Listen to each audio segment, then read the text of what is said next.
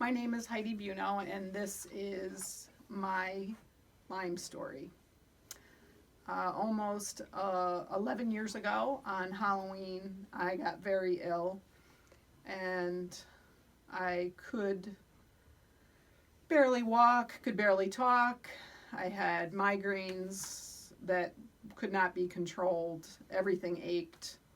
I slept most of the day away at that time, and I couldn't take care of our children. That was my job. I was a stay-at-home mom.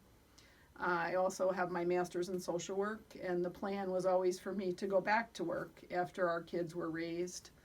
At the time, our kids were 4, 10, and 14, and my mom and my mother-in-law had to come in and start to care for them, especially the youngest one, obviously, because I could not.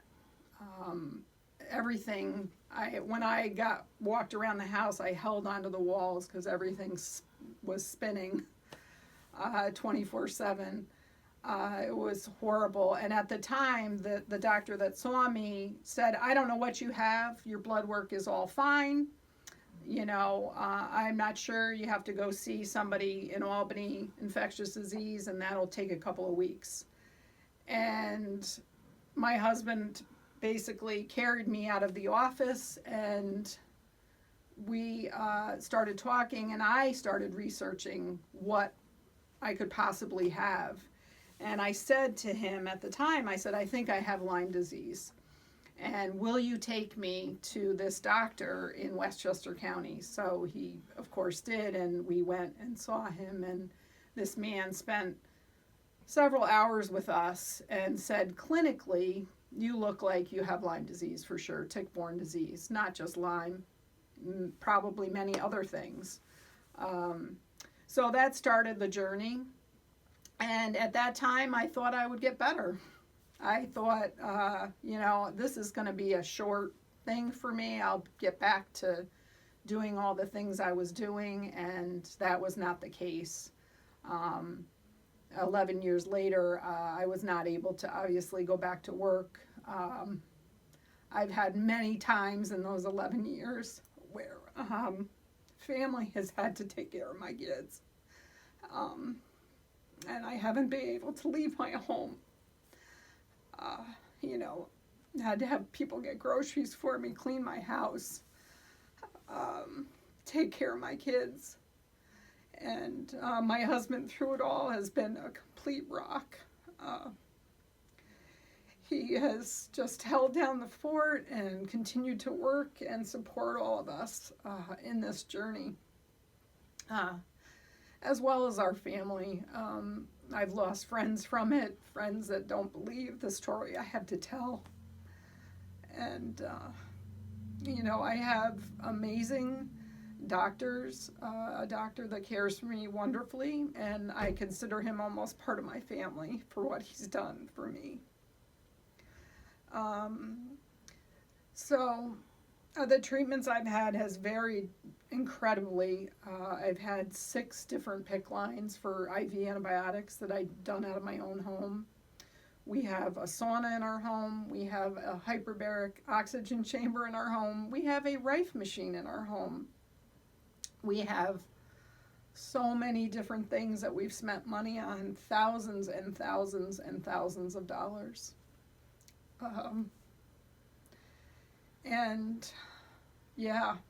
We're not one of those people. We haven't lost our home. We haven't lost, but there are many things that we have had to do without because of what this has done to our family.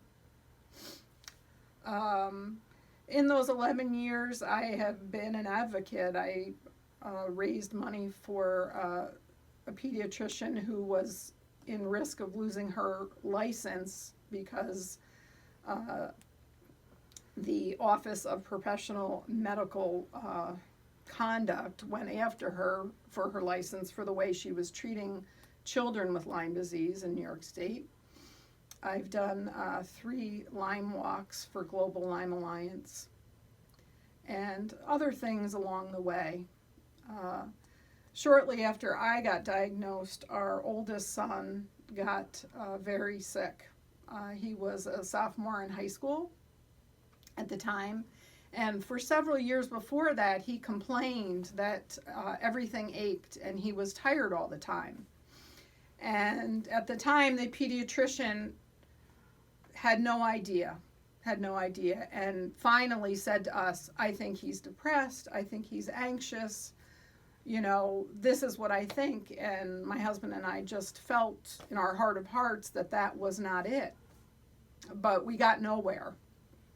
We had an infectious disease doctor from Albany Med, maybe I shouldn't say that, world-renowned woman who basically yelled at me and belittled me in front of my son at the time, who was 14, and said there was no way that he could have Lyme disease or tick-borne disease.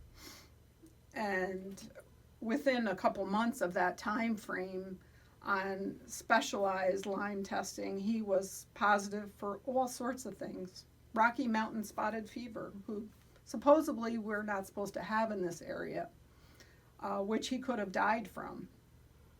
And so that started our journey as a family for Lyme disease. He was home from school for a whole year getting treatment. He spent several years after that getting treatment. He went to college with special accommodations so he could succeed in college. And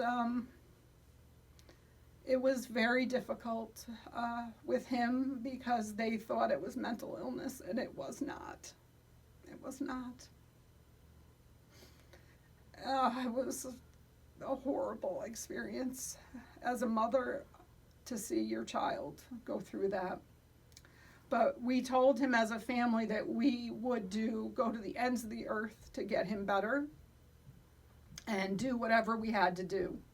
And we did that for him. And we've done that for his two siblings as well. He is our success story. He was able to graduate from college. He's able to hold a full-time job. He's able to do a lot of things that kids with chronic Lyme are not able to do. We have two other children that also have chronic Lyme. Our middle son, after the first child was diagnosed, we said he had had health problems since he was born. He was born early. He had eye problems, all sorts of things. I'm convinced now that I congenitally gave my two younger children Lyme disease. And not one doctor, a conventional doctor will tell you that. And I'm convinced that that's the case, and any Lyme doctor will tell you that's probably the case. So he continues to be on treatment. He's done IV treatment. He's done all sorts of things that you would never think that you would put your child through into whatever. And he still struggles. We celebrate his victories.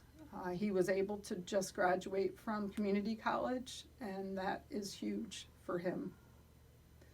Our youngest daughter continues to struggle. She's been out of school this whole year with chronic Lyme. And this is a child that's been treated on and off since she was 4, when we discovered that she had several different tick-borne illnesses. So it's incredibly difficult of a journey.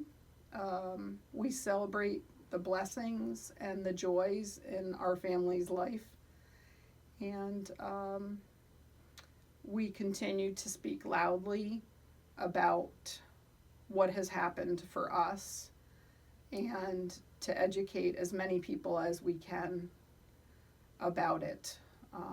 And especially, I think, the mental illness aspect of it that people don't want to talk about and want to say, I've heard so many different stories.